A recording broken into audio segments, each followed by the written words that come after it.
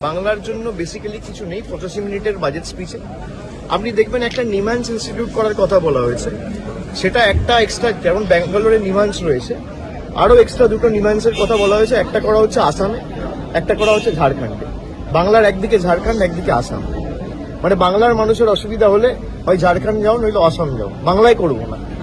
বাংলার মানুষকে অত্যাচারিত করে রাখা, বাংলার 10 কোটি মানুষকে যদি কেউ বাংলাদেশি বলে বা বাংলাদেশি মনে করে, সেটা এই দেশের প্রধানমন্ত্রী, এই দেশের স্বরাষ্ট্রমন্ত্রী, এই দেশের অর্থমন্ত্রী মনে করে। তারা বাংলার জন্য কোনো রকম কোনো বরাদ্দ বা কোনো রকম কোনো প্রতিকার বা আর্থিক প্যাকেজ বা সমাধান কিছুই আনেনি এবারে।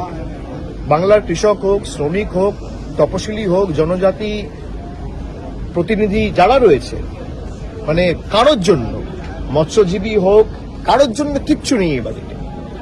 যুব সমাজের জন্য আলাদা কোনো পৃথক কর্মসংস্থানের দিশা বা রোডম্যাপ কিছুই করা হয়নি।